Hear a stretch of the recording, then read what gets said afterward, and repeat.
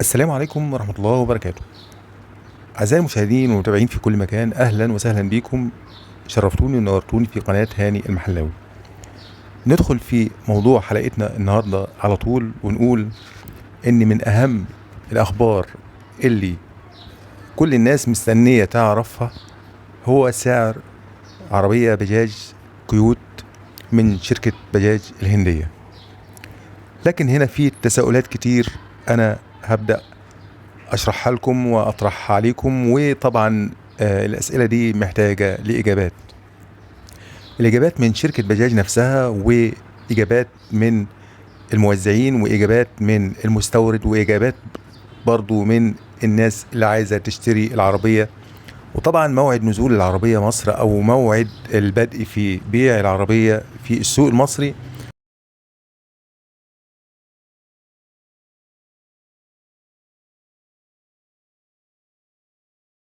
هيبدأ في شهر 7/2024، يعني باقي تقريبا شهر وكام يوم. احنا في سنة 2024 والعربية دي نازلة تقريبا من 2016. لو نيجي نفتكر 2016 كان سعر التوك توك كام؟ يعني هقول لك كان في الثلاثينات، 30,000 35,000. ده أقصى سعر. لكن في بداية 2016 كان سعر التوك توك 22 أو 24 ألف جنيه مصري. طيب احنا نيجي هنا ونرجع بالتساؤل الأول.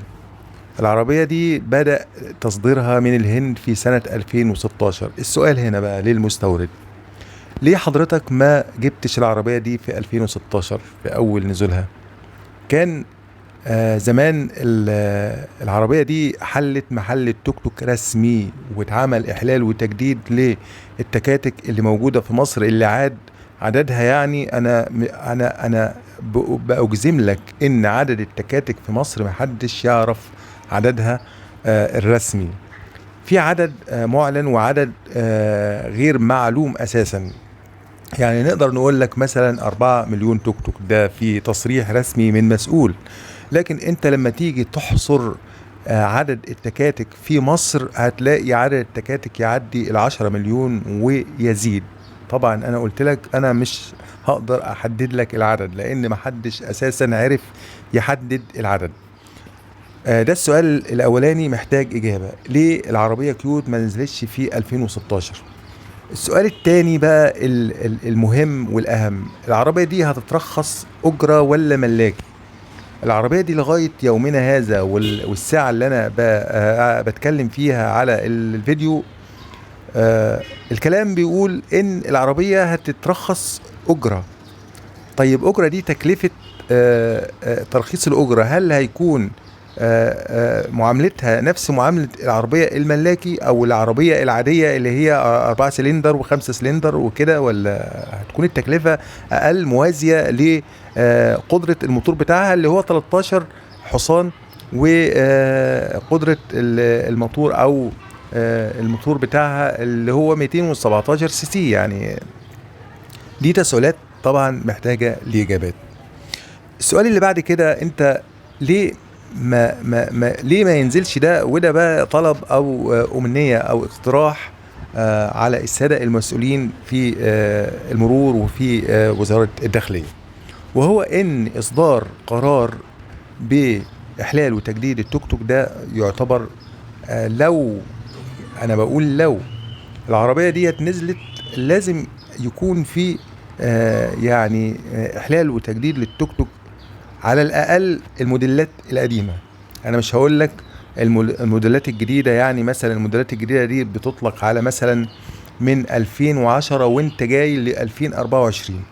لكن التكاتك اللي اقدم من كده يتعمل لها احلال وتجديد بالعربيه كيوت من شركه بجاج هتكون مبادره جميله، وانت من ساعه اللحظه دي تمنع نزول اي توك توك جديد من خارج مصر او ينزل مصر. وده هتعمل بقى رواج للعربية كيوت اللي نازلة جديد وهتبدأ تتباع في شهر 7. الحاجة اللي بعد كده: العربية دي المطلوب أو المفروض إن هي تترخص زي ما المشتري عايز. يعني انا عايز ارخصها اجرة ارخصها، ارخصها ملاكي ارخصها نقل بضايع ارخصها، لان دي معلش حرية شخصية. انا لو عايز ارخصها اجرة ارخصها اجرة، يبقى انا هشتغل اجرة. افترضنا انا عايز العربية دي علشان اوصل اولادي او اروح بيها الشغل، او طب انا ليه ارخصها اجرة وتكون الترخيص اجباري؟ طبعا احنا لسه معرفناش هل ترخيص اجرة اجباري ولا لا، لان لسه ما نزلش منشور بيها لحد وقتنا هذا. دي كلها تساؤلات يا جماعة. انا ما بتكلمش في مواصفات عربية دلوقتي، ولا في عيوب ولا مميزات ولا في اي حاجة، لان الكلام ده كله انا اتكلمت فيه قبل كده في فيديوهات سابقة، تقدر ترجع للقناة وتتفرج عليها بالتفصيل. واتكلمنا عن كل اللي بيدور في ذهنك عن الموضوع ده، والمواصفات والالوان وكل حاجة. الحاجة الأهم بقى اللي هي أنا هختم بيها دلوقتي هي سعر العربية كيوت من شركة بجاج الهندية. سعر العربية يا جماعة، هم قالوا احنا لما سألنا قالك من 170 أو 180 ل 190. أنا بقول السعر ده معلش هيفشل العربية، يعني هيخليها مفيش رواج ليها، ولا هتتباع زي ما بيتباع توك توك. يعني أصل أنت لو هتشتري عربية، التوك توك طبعا في الشغل هيكون غير العربية. التوك توك سهل في الشغل وسهل في التعامل والركوب والنزول والترخيص وكل ده كله سهل. سعر العربية المقترح اللي أنا بقترحه على حضراتكم المسؤولين، طبعا أنا بقترح على المسؤولين اللي في شركة بجاج أو في غبور أو في الإنتاج الحربي ده كله، السعر اللي أنا بقترحه إن أنتوا تسعروا بيه، يعني سعر من 130 ل 150، ما تزيدش جنيه.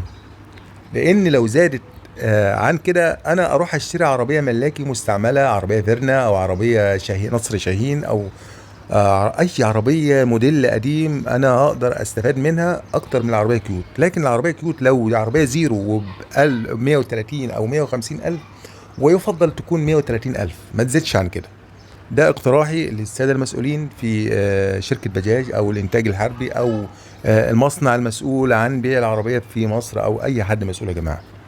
طبعا دي كان كل الاقتراحات عن سعر العربيه والمواصفات والعقبات اللي هتواجهها في مصر، عشان ما يحصلش للعربيه دي زي ما حصل لبجاج ماكسيما قبل كده.